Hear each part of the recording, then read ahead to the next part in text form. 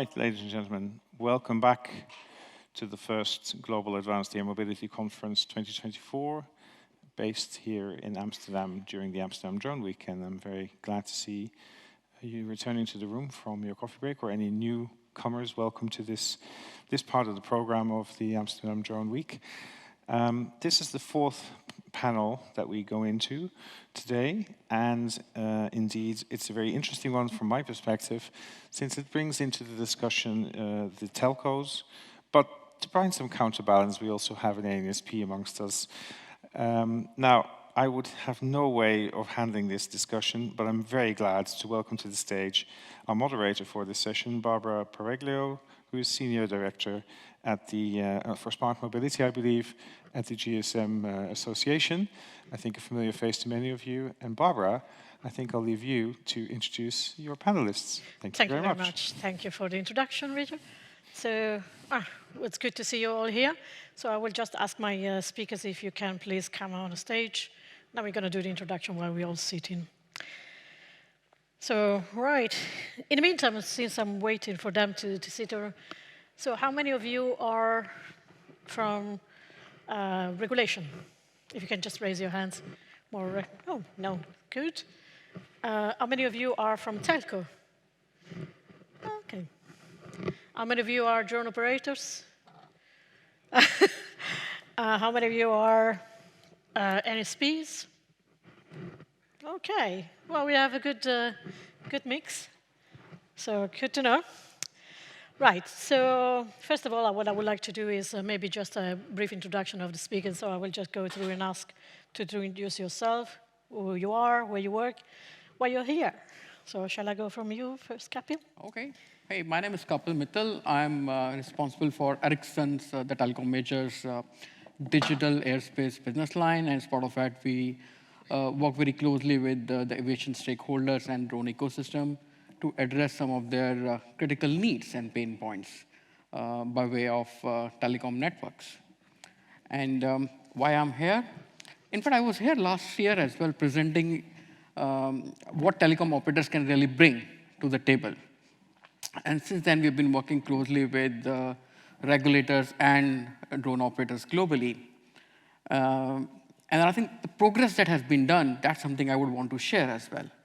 A lot has transpired in the last 12 months or so. Other thing is, in the morning, it was very energizing to listen to FAA, ICAO, and EASA on not only the theoretical concepts they're getting on board, but practically what they're doing. So my contribution to this forum would be more sharing best practices of what we have learned so far. Thank you, Kapil. Ralph.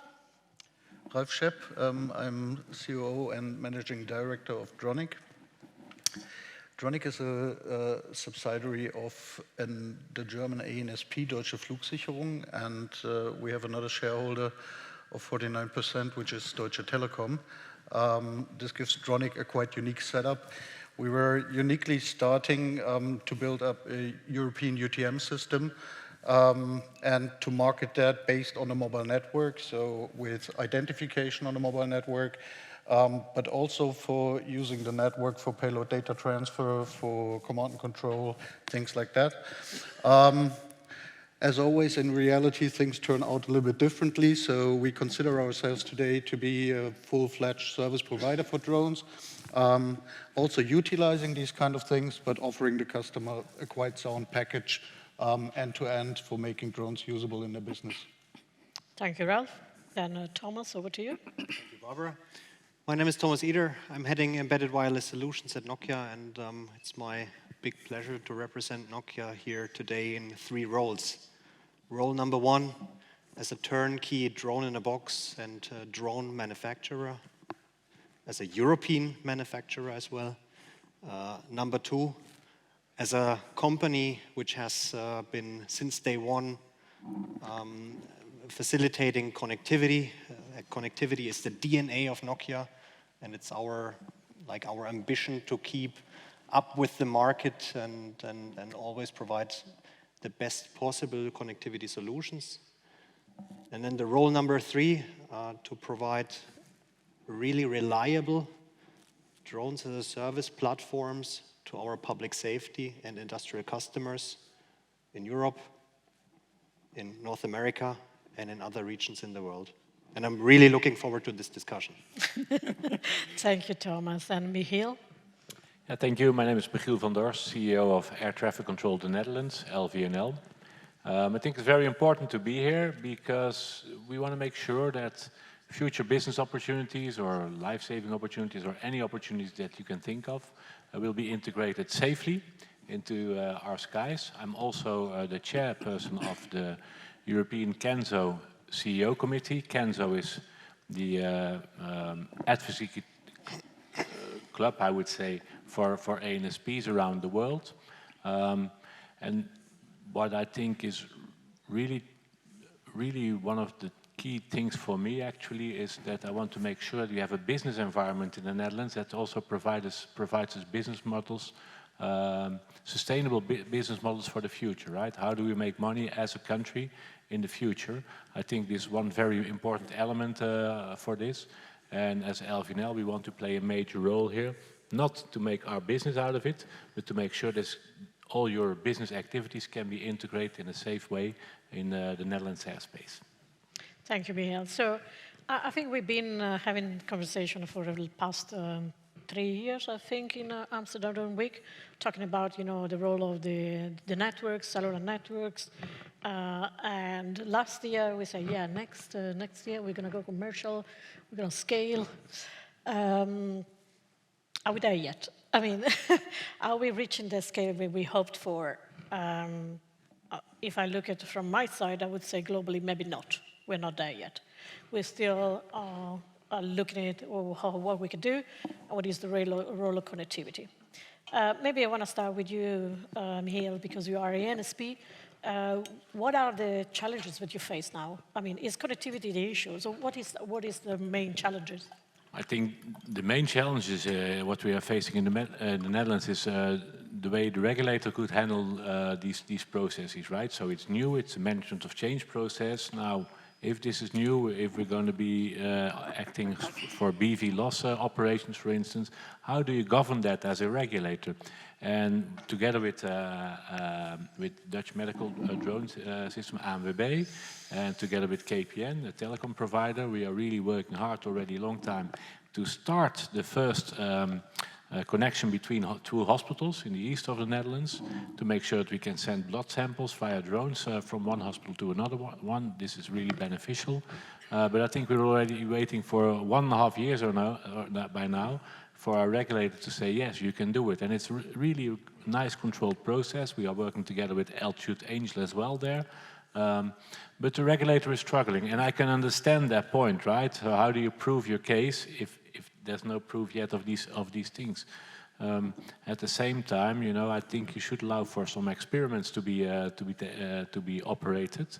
But this is actually, I think, the major thing. There's also a second thing we are trying to work on, which in the Rotterdam area is in the Rotterdam CTR, the control zone of the Rotterdam airport.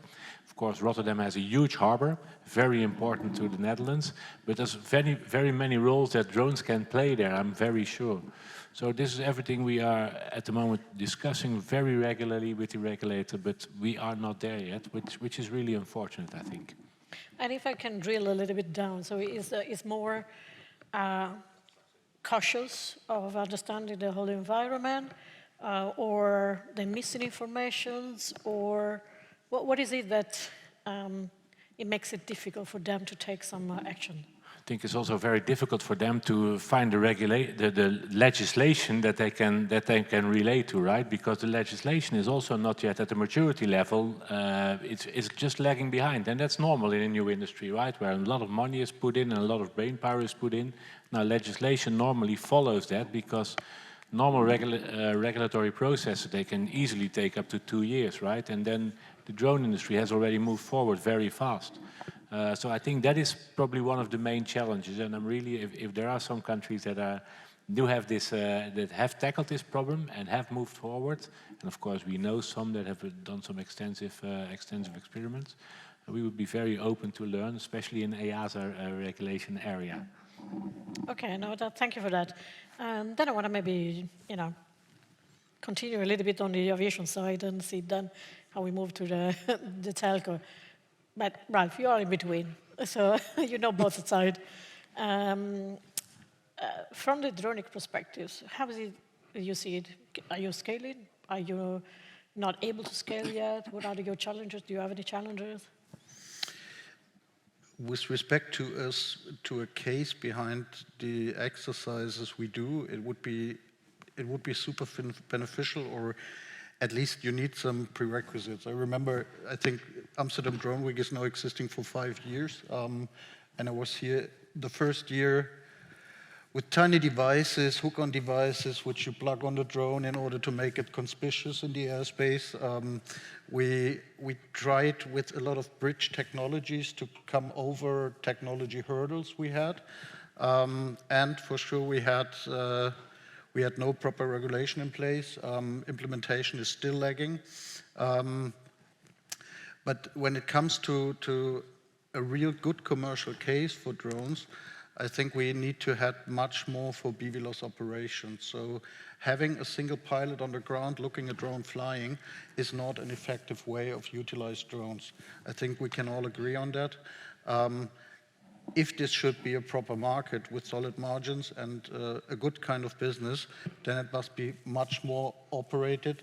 And this was always my core belief behind bringing the mobile network in, because once you try to fly a drone beyond visual line of sight, you need any means, any technology to get these things connected in order to comply with the rules. And there basically no other method than the mobile network is available so far. Meaning I'm still a co-believer that we will do that step. I think we moved forward quite substantially in certain areas. It's not only that Nokia brings a drone in a box solution, which relies on multiple mobile networks, which is a good one, also which is a true European one, highly appreciated. We have different other players who also natively integrate LTE modems or 5G modems into their drones, which helps a lot to go further in this direction. However, what is totally frustrating to me is that we still await in the national implementation of the use-based regulation, or even in normal flights. We have waiting times in Germany up to 40 weeks for first reaction for flight approval. And this How is many weeks? Oh, sorry. 40. Oh, okay. Okay. I was trying to.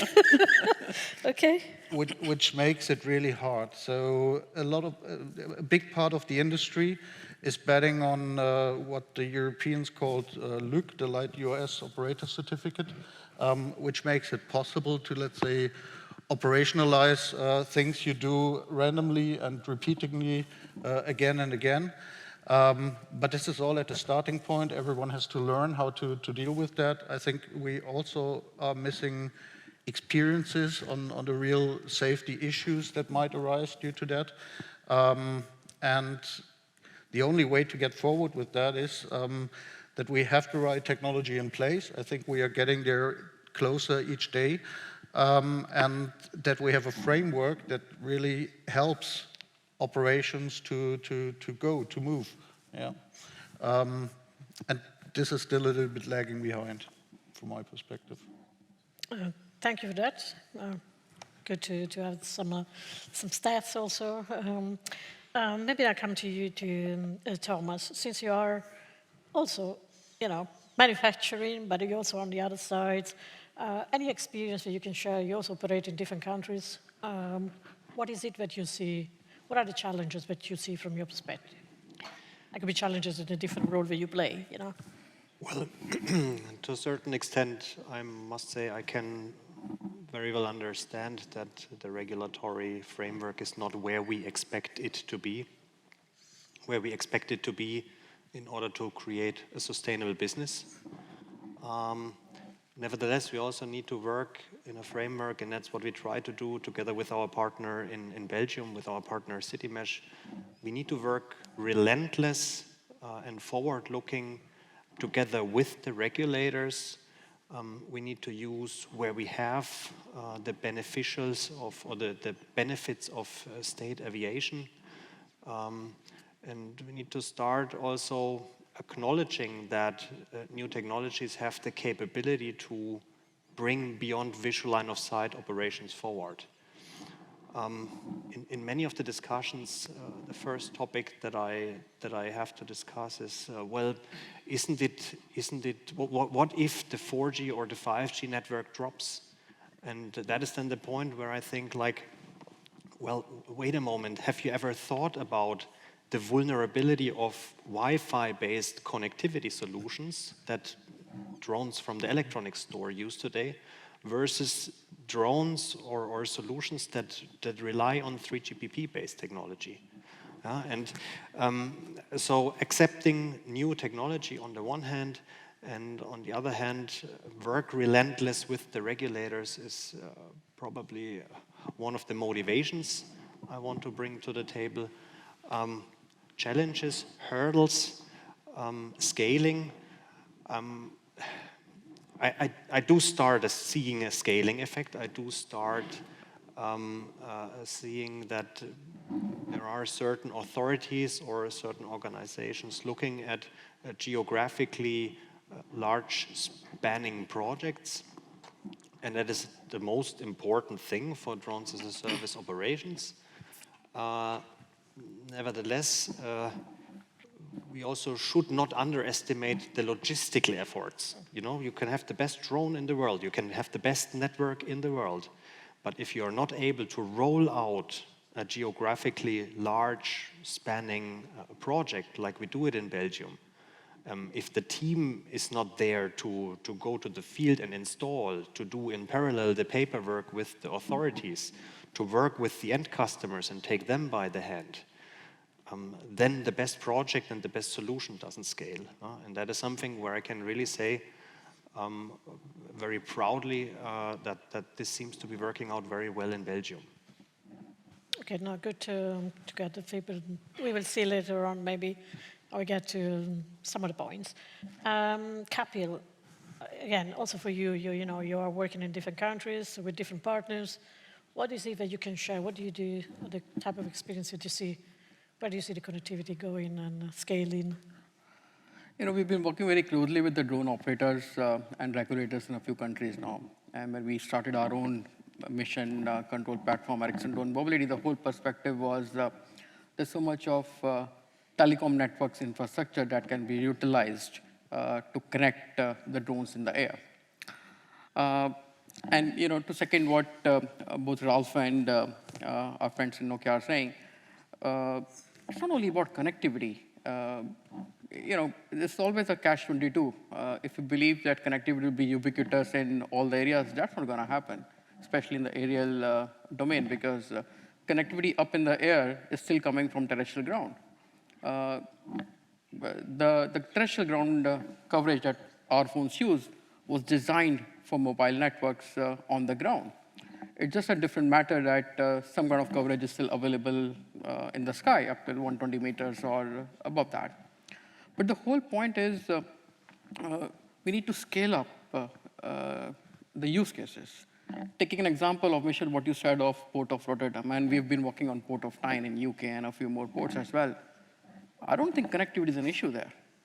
You have quite dense network already available. What the issue is, more confidence in the regulatory framework so that they can give you the permits to do that. And that's dependent on how much do they embrace the 3GPP technologies like 4G and 5G, rather than dependent on the Wi-Fi technologies or proprietary technologies. So in our work with EASA, which also they rolled out the EASA 2.0, and the further work that we've done with EASA now is to show in reality, in a sandbox environment, in a live network, how, for example, the population density on the ground can effectively be utilized by the drone ecosystem. So in a way, there are solutions which are available now. It's about converging a little bit of industries as well, aviation and cellular connectivity, to get over this hype of connectivity. And as the use cases will go further, the connectivity will come. So I think that's where I think our take is, scale up, get the ball rolling, and the solutions will come. Well, maybe now I'm coming to the audience. Who can say that you have a scale, commercial scale operation at the moment, whatever you are, in which country you are? Good. And it's always having the question, so it's obviously it's not many. So, and the reason why you don't have scale is for you the primary issues regulation. Who has as a regulation the primary issues? 1, 2, 2. For other ones is technology. The only one. What is the other? Is the commercial model, business model? All right. So, what else? Anyone wants to shoot some other issues? Is connectivity your issue? Two have said combinations. You said combination of all the things together is getting complex. Okay, interesting. So maybe just the questions. When we said scale, scale has a different meaning for different perspectives. So who wants to tackle what scale means for you? Anyone wants to take that? I mean, sure. If we really want to roll out things that can have a one-to-many approach, or that we have not this one pilot looking at one drone, but control centers which have the capability to steer a number of drones. If we come to a spot, and this is why the City Mesh guys just raised their hands, yeah, where we have a certain setup which is helpful for a certain community and can be utilized by different kind of customers. These are all things pushing the scale forward, so making really a drone to be utilized. I mean, it's not an issue, and I think if we would have drone manufacturers here in the audience, they would it's not. Next to you. He's a pretty new kid on the block, I would say, yeah? But if we have traditional drone manufacturers producing drones in a mass also for VLOS flights, they would never say that this is not a scale market, yeah? They would say, well, the business goes well, yeah? And it goes well because a lot of people acquire drones. Unfortunately, they are not utilized in a pretty effective way. It's like with the car industry, 99% of the cars are most of the time standing on parking lots. Yeah? Utilizing drones means you really have more people with a grip on the drone than one. You have the possibility to steer a fleet of drones from a control center, and you have different means and missions these drones can tackle. And this in a regular way, in a normal daily mission. Yeah? And I think if we are there, then we can talk about scalable business. But that also means that we, for these kind of operations, have something like a look in place, yeah, where people know what they do and they prove constantly that they are complying with the rules. Yeah. So if you mentioned before, it takes you 40 weeks. Also, that is an impact. What would be your, let's say, wishful time and the things that should be approved? Going from 40 weeks to what, also to help you? Seconds. Okay, that's what I want to get. So, I mean, at the end, especially when it comes to recurring approvals, yeah, the good thing on Thora is it gives a good framework for everyone to comply with a certain set of safety level. The really bad thing about this is that it's still a mass of paperwork, that it's still a widely offline process, at least in the countries I know about that. And if this would be something which could randomly be speed up, then this would be extremely helpful. Clear. I saw that you also want to say something. Well, I fully agree with the second part, right? It's very important. If I think of scale, because I think that was your initial question, We are working as you said, right? One pilot, one drone. It doesn't add up. Before this, I was working in the airline, and already with 400 passengers, we were complaining about the cost of 2 pilots, right? So this is this is just there will be no working business model. You won't be able to scale it up anyway. What's important to us is yes, the second thing, but also we want to make sure that we work together with with a technology provider. We, as Elvinel said a couple of years ago, we don't want to make things ourselves anymore, right? We just want to be an integrator into our systems. So we are working with a technology provider, as I mentioned, Altitude Angel, and just like in the Netherlands, we have this beautiful system. We know every single square centimeter. This is a very cultivated country, right? Every single square centimeter, we know whose it is. We know who's the owner, the previous owner, back to Napoleon, because he's the one who introduced this. I think we are the repository owner of the skies in LVNL. So we constantly are aware, is the Air Force flying and exercising there? Are there maybe helicopter operations from, well, the police? Are there maybe a glider flying championship? And which runway is in use in Amsterdam? And of course, this is a very dynamic system, right? This airspace that we look at is a constantly dynamic blocks, etc., etc. So we know all this. So what we said is, okay, we are aware of this part of the skies. We want a technology provider to make sure that they translate this in a real-time app, I would say almost, or whatever you call it, that the moment any of you wants to start a drone operation, you immediately know, well, you can't do it here because you're just 100 meters away from an F-35 base, or you can do it in 2 hours because then they have come back from their flight operation and you can fly, but only to the east, because to the west you will fly overhead this base, and we don't want that. So a very active role in there, in a constantly changing. And the moment you do it via an electronics or a database, and you have this setup, you are, of course, there's no human in a loop anymore, so you can fully scale this up. You can do it with 10,000 operations per hour or whatever you want, whatever that's needed, if you have the technology available. And actually, that's the way we look at things, and the way we want to make sure that the business model of our users, just like the business model of our airlines or the societal model of the Air Force, for instance, is taken care of in the way we handle our business. And I look forward to that. Thank you for that. I don't know if anyone else, Kapil or Thomas, want to pitch in? Or, yeah? I think scale, again, is about the whole, it should make a sustainable business for the entire ecosystem.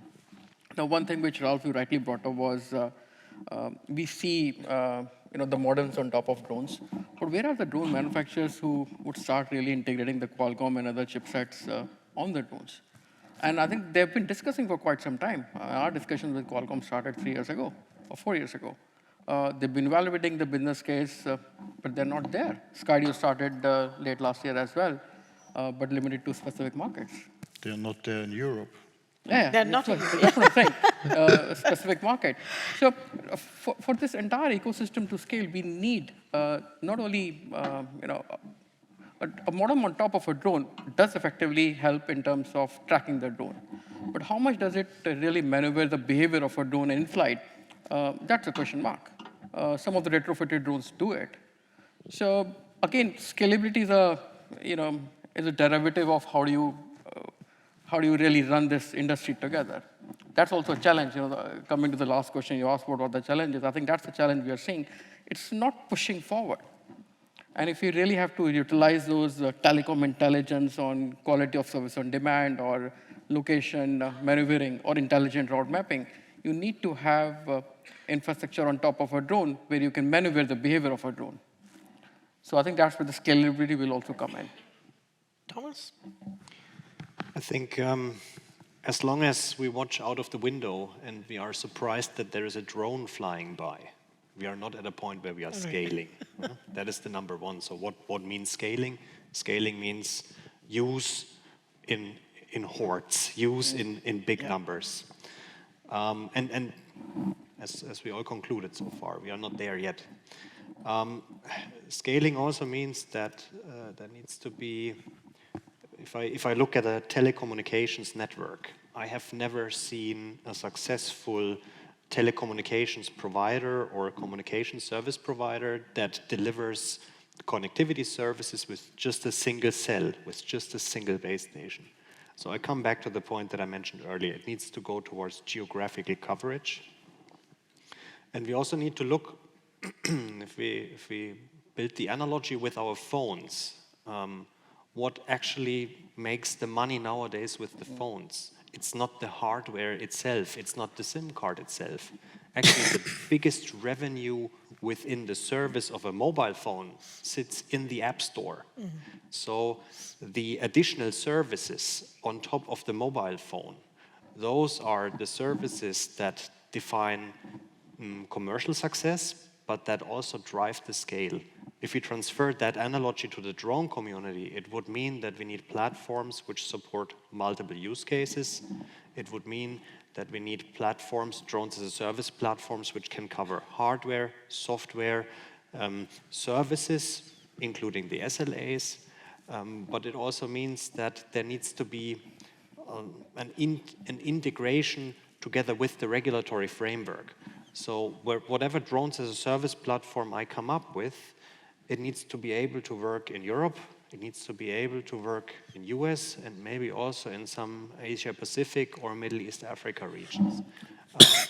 Those are kind of the success factors that I see for scaling in the future, and that's clearly our aim, together with all the ecosystem players we have.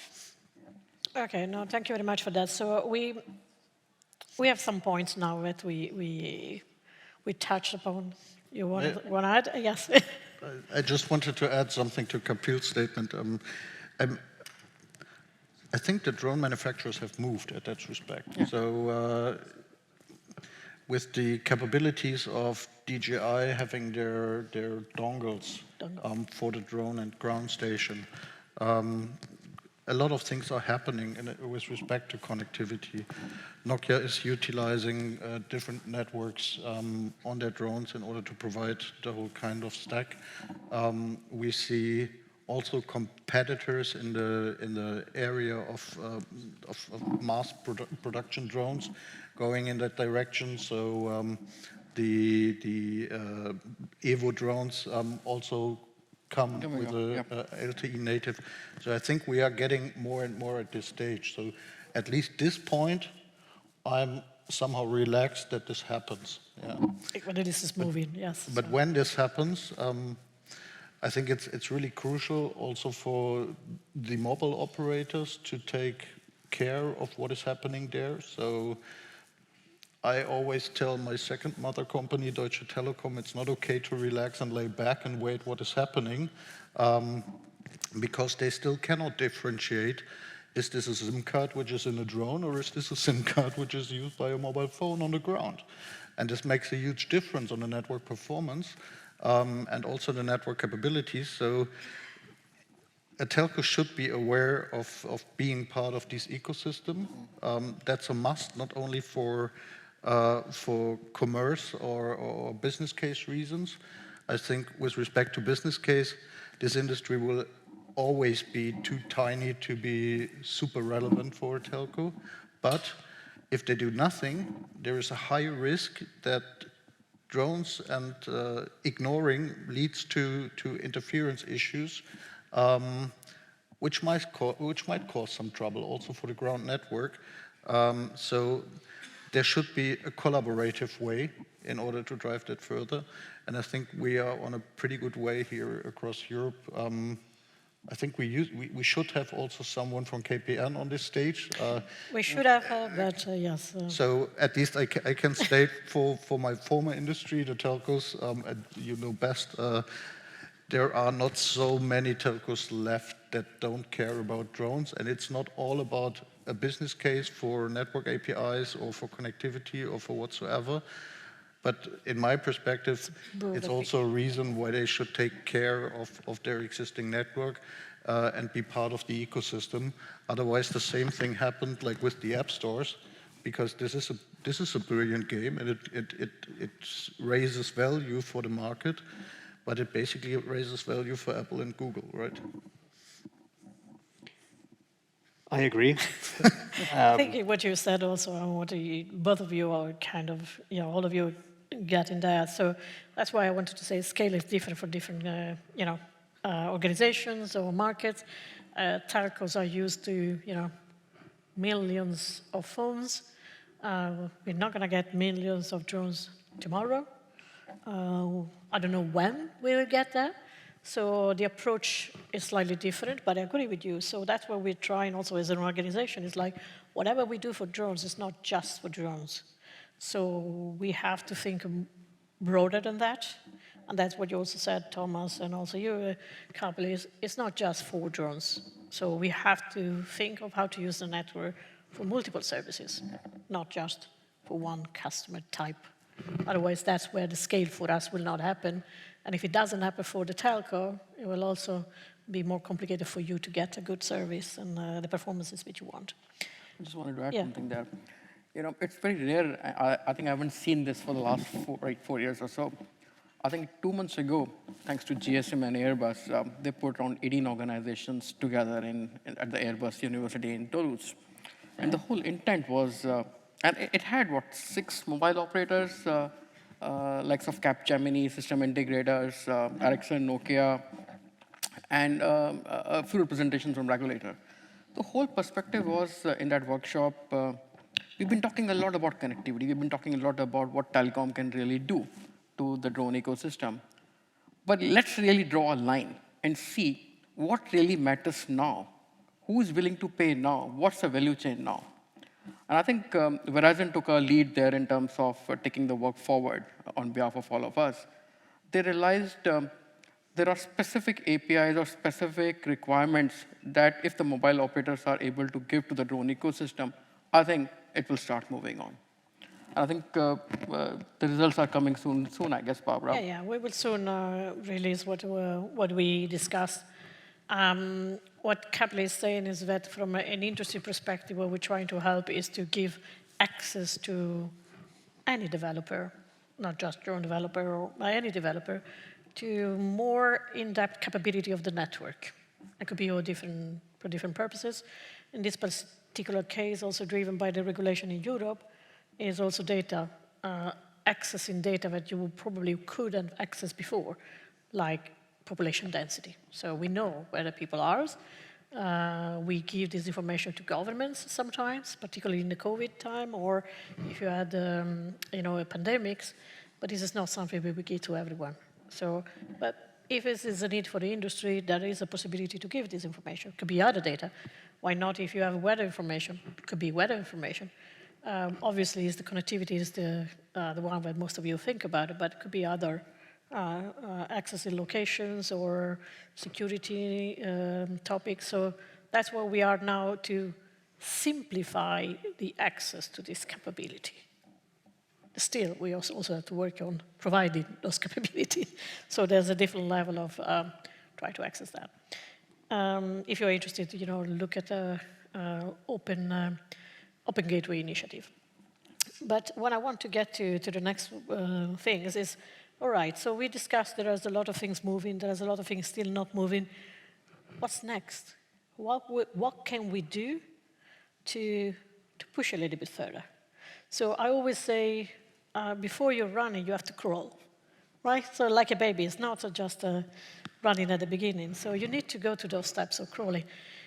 Before, even this morning, I listened to some of the presentation. They said, I need data, but how do I get the data?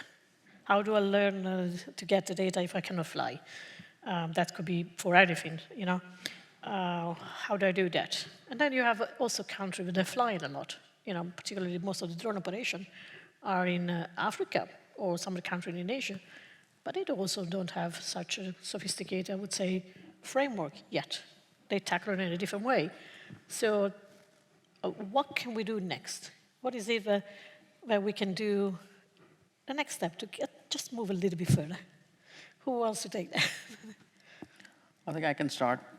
So, we've always believed, I think in any business, the ball needs to keep rolling. And of course, as part of the journey, we all learn. One thing which we realized, especially I'm coming from telecom background, how we can bring benefits to the drone ecosystem. one thing which we realized working with the drone enterprises or enterprises like drones or even startups is that they're not able to understand in a clear way what telecom operators can bring to them. Because there's a complexity of network intelligence, APIs in the telecom networks. So as a first step, the role of an aggregator, for example, becomes very important. For example, aggregators, let's say in Netherlands, they could do the integration with KPN and Orange and all 3 or 4 operators that we have, and expose a simplified API to a drone, let's say Avi here, who is flying drones here. So I think that's one step which is already happening here. Second is also realizing you can have a laundry list of your requirements, but we again need to take a baby step, like you said, Barbara.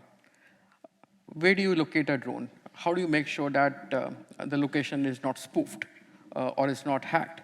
So those capabilities are already here. So those are some baby steps which can be leveraged based on what telecom operators can provide without asking telecom operators to invest a hell lot of money in that.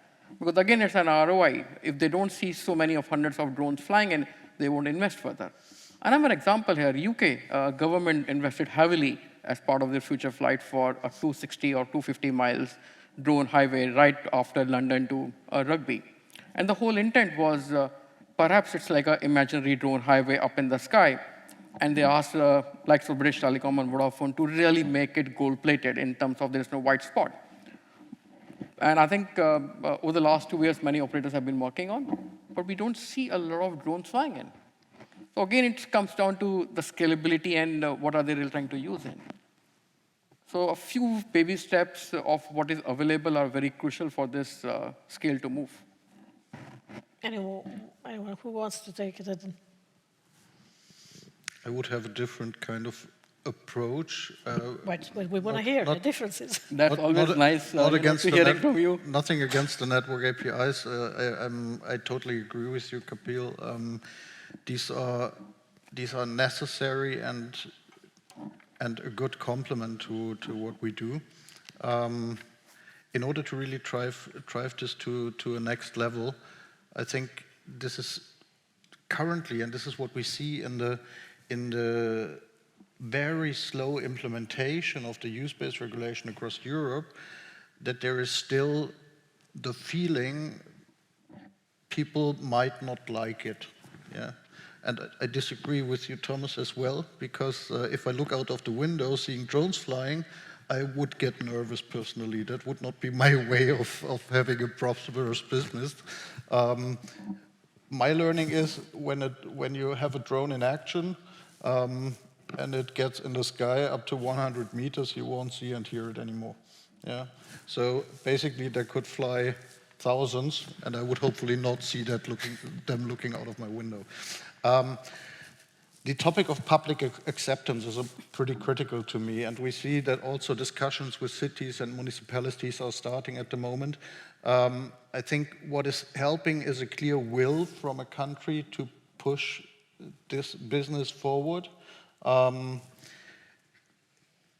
At this year's Mobile World Congress, for instance, there have been some countries super pushy on the topic because there was a national program in order to rise this market. Yeah? Mm-hmm. And then everyone engaged, the telcos, the manufacturers. So this might help. I'm not asking for public money.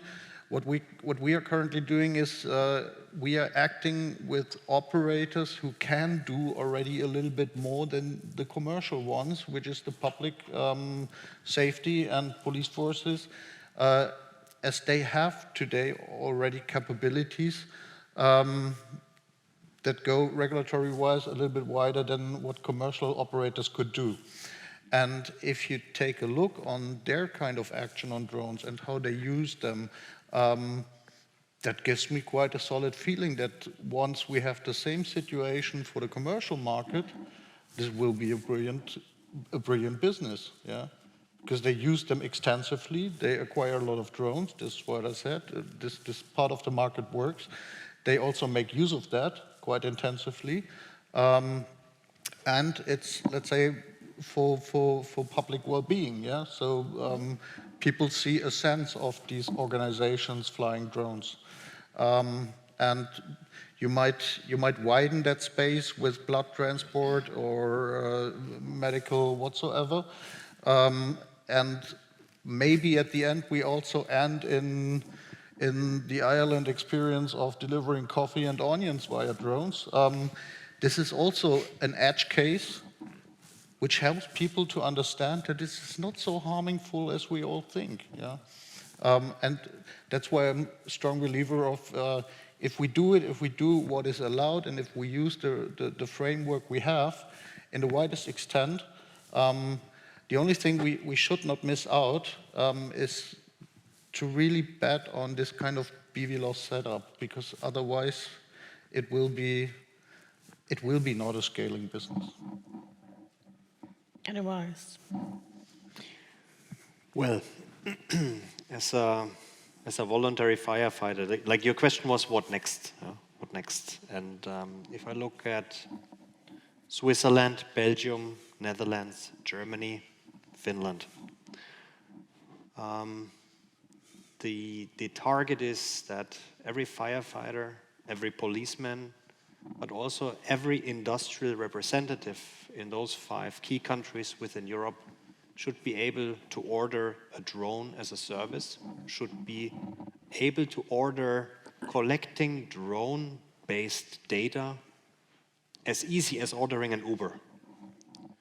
So removing the barriers of enabling drone flights, and drones as a service must be beyond visual line of sight. I'm not even questioning that anymore or mentioning it, because for me it's set. That's the number 1 about what next.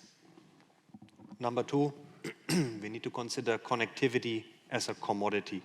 I don't care, is it 4G, is it 5G, is it non-terrestrial networks or satellite-based? I don't care. Connectivity needs to be there. If it is not there, the solution still needs to be safe and intelligent enough in order to return to launch or make its way back safely without endangering people.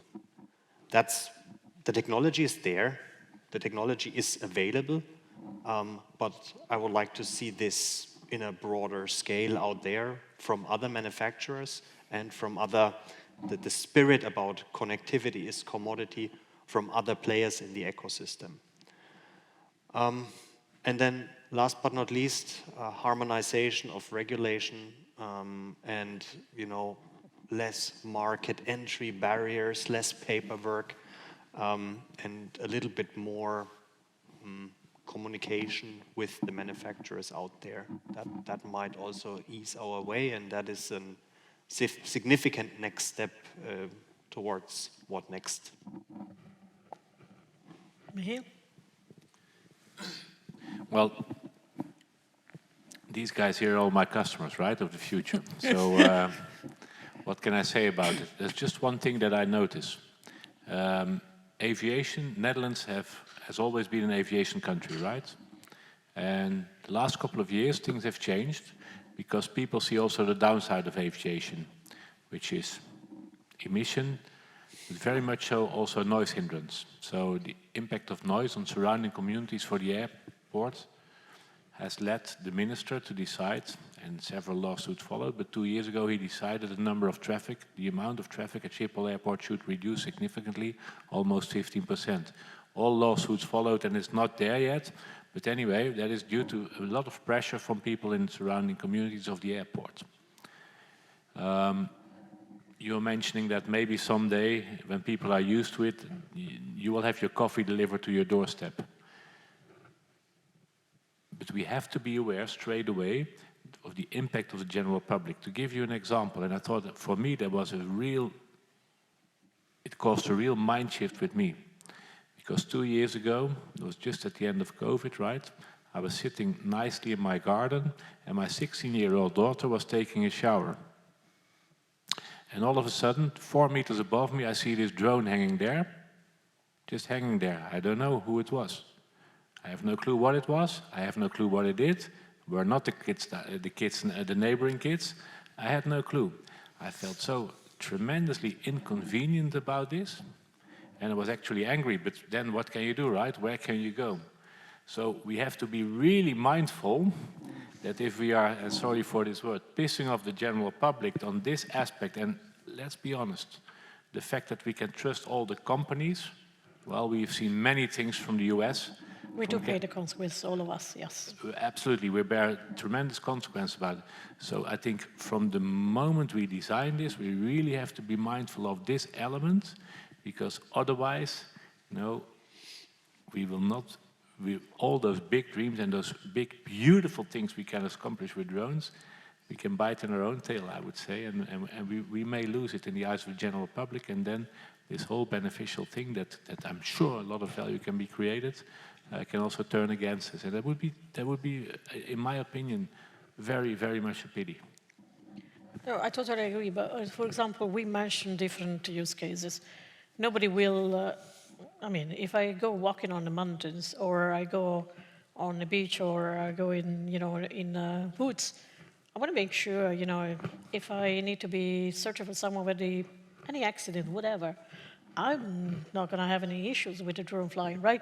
So there are certain services that everybody will say, absolutely, certain other services I would say, maybe not. Or as you mentioned, you have a connection between the hospital. Would anybody object to that?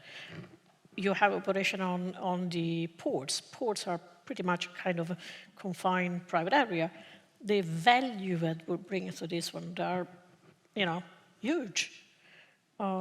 So I don't think that acceptance there would be an issue if we talk about it. So why can't we do more? I mean, why can't we really convince, if I do it in one port and I have several operations, can I do it replicate on another port? What do I need to get to, to the next level? What can we do together? What do we need to get together? So you're working with connectivity provider in the Netherlands. I think they're supporting you. So what do we need to ask maybe the rest to join you? Or I would like to see more flying things, get the data, even if it's one flight more every month, right? Not get stuck in the same situation. I fully agree. We must start. You must show it. Then you can show to the regulator that we can do it, and then we'll add a second one, a third one, and then at the end of the month you'll be at 1,000. You learn, and also the regulator learns. So this will be very helpful. For me, it's just about let us just start. Let's go with it. I'm sure of the value, especially the services you are mentioning. I think we can accomplish a great deal together. But we must start it. And that small baby step, I don't mind. Let's get it in the air. Right. I would love to add a certain point to what Michiel said on the privacy of these exercises. I mean, I was just thinking about, would it make a difference for you to feel more comfortable if a car would stop at your garden and someone goes out and steers into your garden with some glasses or so? It's basically the same thing, right? No? It's not the same thing. I mean, I've been living in this garden for the last 25 years and this never happened. So with a drone, it's much easier. He has to get out of the car. He has to walk his way through all the cameras in the neighborhood. He has to climb a wall and then he can loop into it. That is, of course, I agree. I would be very uncomfortable. It is different. So the point I was trying to make is I still have the feeling that traditional aviation, with the different means of making themselves conspicuous in airspace, is also something we need to tackle for the time. Because if a classical air traffic control works for, 10,000 of aircraft in the air, if ADSB, FLAM, whatsoever means works for gliders and hang gliders and things like that. If private pilots don't need to make themselves visible at all, or they use Safe Sky app or whatsoever, we need to bring all these puzzle pieces together. This is something I totally agree on. If this is not, if there's not a way to make it visible to everyone who's flying there and why he's flying there and what is the mission and is there a camera on it or not, then it will not work. And with my coffee delivery, looking at Wing or looking at Mana, who do that extensively in Dallas, in Ireland, and Finland. What surprises me most is that customers they ask about in these municipalities are super happy about that service. They put a huge effort in front of starting these areas in talking to the communities and giving them some insights on how this works and why this is safe and that they don't have a camera on board and things like that. Maybe don't let you live more convenient in your garden, but I would have a better feeling if I see, okay, this is the police looking at me. Definitely, I fully agree with this perspective. Right, we actually get into 3 minutes, but what I want to check, so in my opinion from listening to you, okay, connectivity is not an issue, it's there. As you mentioned, don't care which connectivity you use. It could be one single, MNO, multiple MNO, combination of, you should be able to handle situation. Anything that you want to mention, so because we try to talk about connectivity here. So is it anything you would like to ask or give a feedback?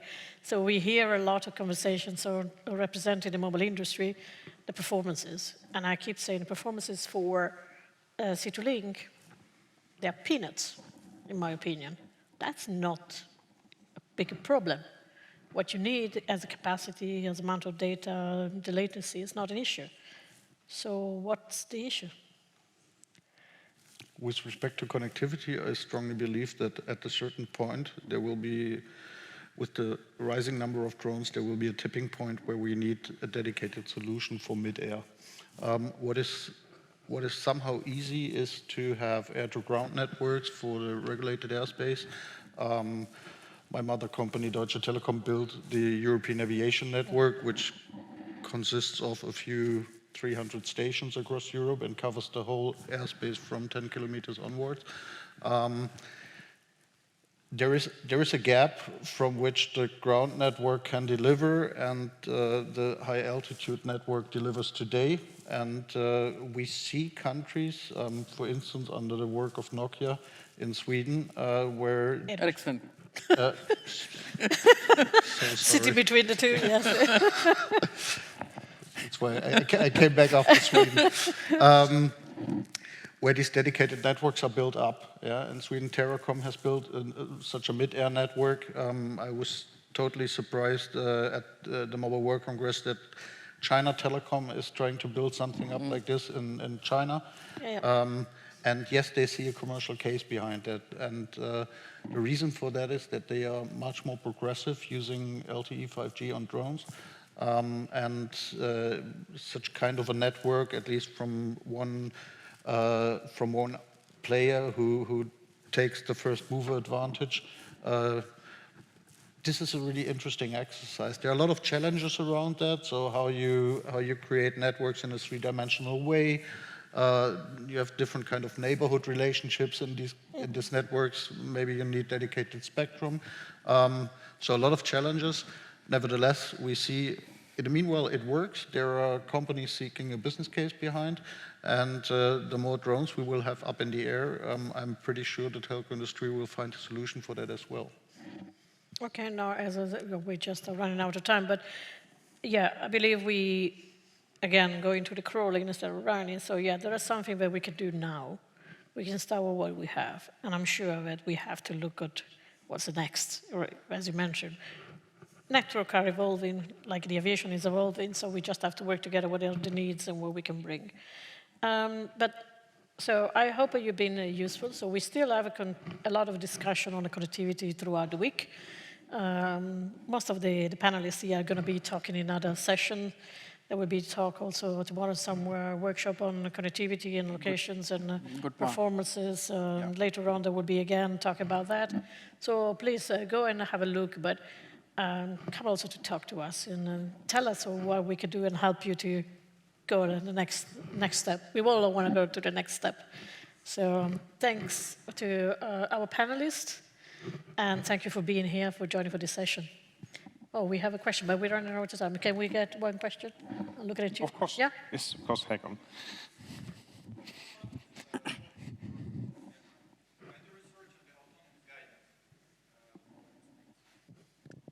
And what I see... 1, 2. Yeah. What I see, that there is an opinion that we should grow first before doing flights. But if we build an aircraft, maybe it should fly initially. That's why I'm saying that it could be an alternative approach if we build initially an autonomous system. Because with the different studies, what I see in the scientific literature, that in the end of the day, we expect that use space will be autonomous, or at least highly automated system. So it means that perhaps we should take a look on the issue from that perspective, that at least test zones, or maybe, I don't know, some projects, we should build initially a purely or very highly automated system. So that is also beneficial, because we can skip many steps that takes our resources. And another issue, we're talking a lot about social acceptance, which is true, it's a huge issue. However, as an aerospace engineer, I can tell you that we have already something that flies without much noise. These are birds. It means that technically, it's possible that the drones will fly someday almost silent, noiseless. So it means that there is a potential, and we just need to find a solution, which gives hope. So I'm not so sure if I understood correctly. I don't know if you guys understood, but you're talking more to have a fully autonomous system. Autonomous system.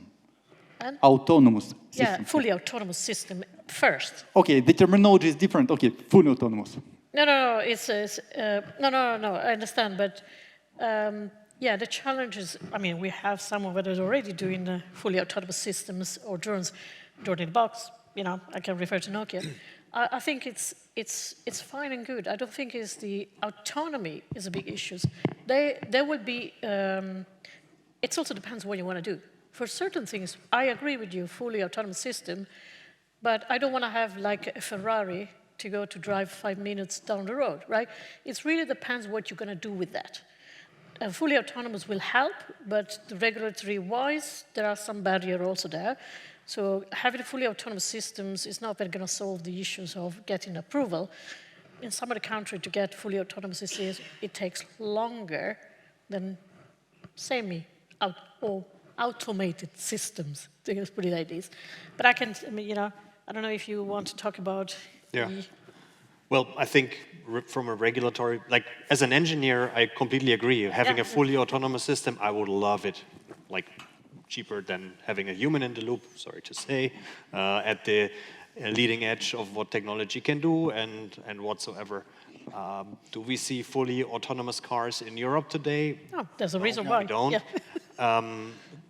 So regulatory-wise, not yet, but I agree with the highly automated approach. I think that's the first step to go, because at the end of the day, the good thing, like when we think about an approach where one pilot is flying multiple drones, that's where most of the scaling starts from a money in the pocket perspective. That's where we reduce the load on the pilot's end. So inventing tools that help the pilots that operate those drones, that is the part where we need to tackle the highly automated systems. And if I build the analogy to the car, something like the lane assistant or the jam assistant where you don't need to hit the throttle all the time. Those are the kind of tools that we need to look first, and then we can go together with EASA, together with the FAA towards the fully autonomous approach. As I said, most of the system, I would say, you can build it as a fully autonomous, but they're still supervised. And they still have 24/7, control system. Maybe it's one person for, hundreds of drones, but it's still not to the level that I would say is fully autonomous, but you let it go, It does everything by itself. We're not there yet. Hopefully we'll get there. There's one question there, so you tell me how much I can do. I'll keep running, yeah.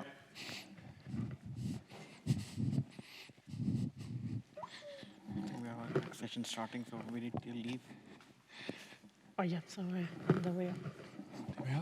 Thank you. JP, Skydrone, Belgium. And I have a question that, in fact, relates to the implementation of U-Space in Belgium. And our country has been mentioned before. There's plenty of BVLOS flights going on. But I seem to, and correct me if I'm wrong, but with the mobile community, and I'm well aware there's no mobile operator on the stage, so it's maybe more for you, Barbara, but I seem to kind of detect a love and hate relationship that mobile operators have with drones. I see a lot of love on the podium. There's Dronic and Deutsche Telekom investing a lot, KPN doing a lot, while on the other hand, when implementing U-Space airspace, ADSL for mobile is lagging behind. So the use of the mobile network to make crewed aircraft inconspicuous. Is there any particular reason? There's some technical reasons that you have mentioned. I don't think a lot of mobile operators are, by definition, from a technical point of view, keen on having a lot of SIM cards flying around due to interference and spectral efficiency dropping down. But so I find that duality, and correct me if I'm wrong, and as I said, in the framework of U-Space, ADSL for mobile is lagging behind. As a USSP, future USSP, for example, we have to invest in detection equipment for FLARM-based ADSL, while Safe Skies and the other ones, the mobile network is simply there to be used, and there seems to be a lot of reluctance to move ahead on that one. Is there a particular reason you can mention? Yeah, no, so maybe I can, I actually would love if we can get the conspicuity up and running full time. Is also due to certain rules that are being given on a European level, the CBT, on how you can use, without restrictions, which makes it the responsibility down to the MNO, right? So the mobile operator then has the responsibility to follow this rule because those are regulations for them. And that's why some of them are reluctant, but others want to drive, much faster to get those included, because as we said, if we want to drive the scale, we want to use connectivity not just for drones. We want to use it for the general aviation, for anything, to be fair. It's just a matter that it's also not having enough knowledge and not knowing if they can go. So there's a lot of European countries that even if you can use connectivity, the regulator of the spectrum does not allow you yet. So the MNO has their hands tied in a way. And there's quite a few in Europe, not in Germany. Germany is an example where it's free. Outside of Europe, UK, they clearly stated this is the way you do it. You go and you also have a separate subscriptions. And so it's clear who is using it and for what. Other countries, I can bring an example of Switzerland. They're flying a lot of drones, but the MNO is not yet allowed to basically fly with the connectivity. And the regulation is saying, well, yeah, we're going to get there by 2 years. So why? Every other country already know what is possible to do. What is it that you need to actually allow it? So I think that's why you have this love and hate, because there's uncertainty and unclarity. They don't have the green light in a lot of situations to say, yeah, do it, and this is the way you should do it. This is the way you should mitigate interference. This is the frequency you should use or not use. So there's a lot of things that we need to look at. Otherwise, I would say if it's extra business and it's not impacting you guys as traditional user, I don't think the MNOs has an issue.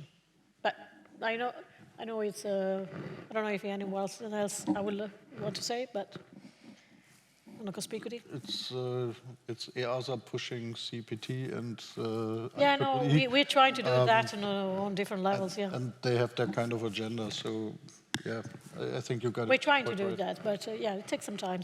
And that's what we're trying to speed up. Because 2 years, if you ask 2 years, I think, why? What's a blocker, But I think we have to go because some of the panelists here also have another panel in another place. But can I at least ask you to please give an applause. Thank you for that. And we will see you again if you want to just come to us and ask any questions. We are here.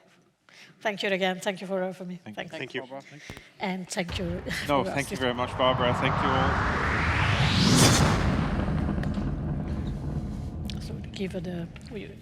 Ladies and gentlemen, just to remind you, there's a break now till 5 p.m. and I welcome you all back here in this room for 5 p.m. for the final session of this afternoon, which will be led by, the discussion will be led by the CEO of the RAI, Paul Riemens. So I hope to see you all in, say, 20 minutes. Thank you very much.